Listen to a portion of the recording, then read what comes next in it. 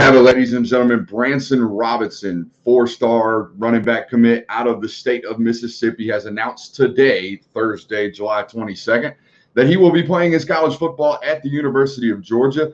I think this was kind of one of the not necessarily worst-kept secrets in the recruiting world, but this one kind of seemed obvious. I mean, it's a little bit anticlimactic if you're a Georgia fan, but it's still great news on a recruiting trail and during a recruiting cycle where it's been almost over a month since you received a vocal commitment from a player in this 2022 class. This brings it up to 12 commitments in this 2022 cycle, and your second running back commit. Obviously, Jordan James hopped on the bus back, I believe, in March during that span of commitments that Georgia ran off there in late March. I think they had 4 in 4 days, including a punter from Australia. So momentum getting back on the trail now, it seems, for the University of Georgia. Obviously, there's another commitment set today, Thursday, July 22nd, for those who aren't watching live right now. But set today at 5 o'clock, denied Dennis Sutton will be coming off the board as well. But just in terms of what Branson brings to Georgia, obviously, you guys know by now, if you've been anywhere near social media over the last 6-7 months, since this guy's been heavily recruited by the Dogs, you know what he is physically. You know, he's 5'10", 220 pounds, and rocked up. I mean, rocked up. This guy spends his nights and his days in the weight room, it appears, and his mornings, of course. So the numbers are gaudy in terms of what he can do in the weight room. I think he's a 600-pound squatter, a 400-pound bencher. I'm sure the clean's insane. I mean, he is physically as put together as any running back in this 2022 class. And even, you know, any running back at Georgia, for that matter. I mean, Kendall Milton's a different kind of big, right? Kendall's 6'2", 230-ish pounds, 227, 230 pounds. But like Kendall, and I said this in our article that we're going to be releasing here soon on Dogs Daily, like Kendall, this is a player that will enter as a freshman and be as physically imposing as any running back in the conference. But the most important thing to me, and I've said this over and over on any platform you can find me on, it's great to be able to run over people as a running back. It's great to be able to run away from people. But if you can't make the first defender miss in college football, you're going to struggle to run the ball in between the tackles, especially. And I think that's what he brings to the table. There's been a lot of player comparisons, right? I think most Georgia fans have heard a lot about and might even be tired of at this point, and it's kind of lacks originality, is, you know, Nick Chubb, right? You hear that comparison to Nick Chubb, and he certainly looks like him physically, but I don't think the playing styles could be any more different. I think Branson is a very short area quickness-based running back. And what I mean by that, it's jump cuts, it's spin moves. It's the ability, like I said, to make that first defender miss. And I've said on my YouTube channel, I think the more prompt player comparison for me would be a guy like Maurice Jones-Drew, who I know Georgia fans probably don't know a lot about. But if you watch the NFL anywhere in the, you know, mid to late 2000s, there in the 2010 to 2000, I believe, like 14 range, MJD down there at Jacksonville was a problem for a lot of NFL defenses. And the reason was because he's so shifty and so compact. And even if you hit him, it seemed like defenders just bounced off of him. And he had that ability to turn -2s into positive 7-yard gains. And I think that's a vital portion of a running back's success story in the SEC, especially. Defenders are so big, they're so strong, they're so fast that, you know, there's going to be one guy left open.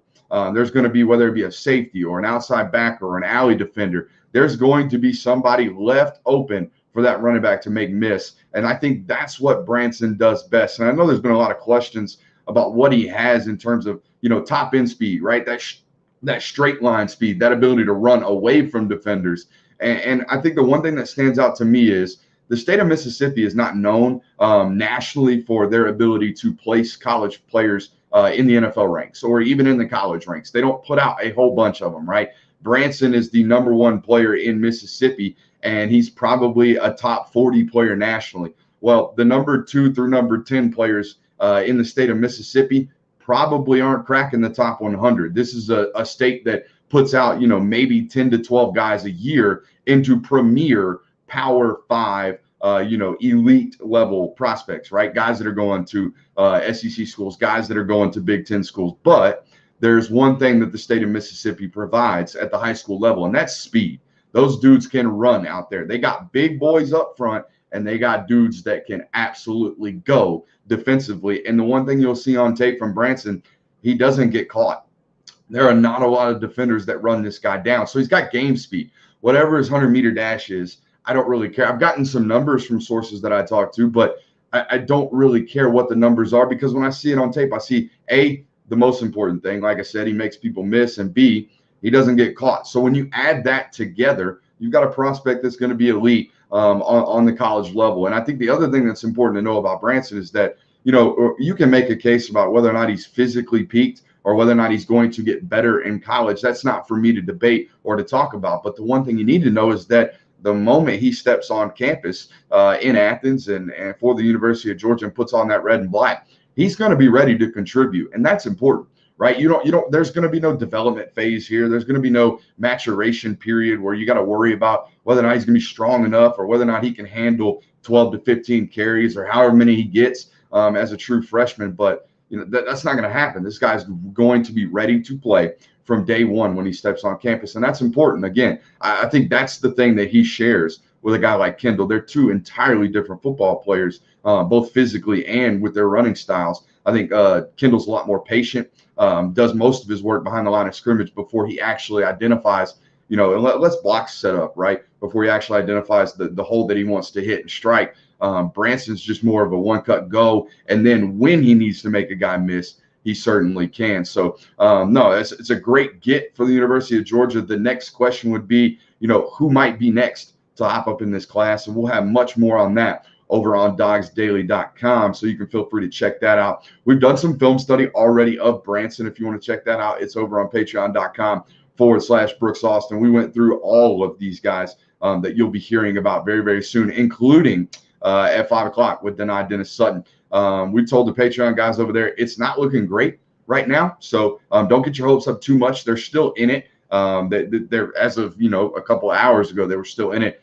This decision came down to the wire for DDS. So stay tuned over there on dogsdaily.com. We will have all the up-to-date information that you're looking for over there. But a great get for Georgia, and maybe this one gets the ball rolling moving forward as we come to the closing stretch of this recruiting cycle. I know used to everyone was worried about February 1st to February 2nd or that traditional national signing day window.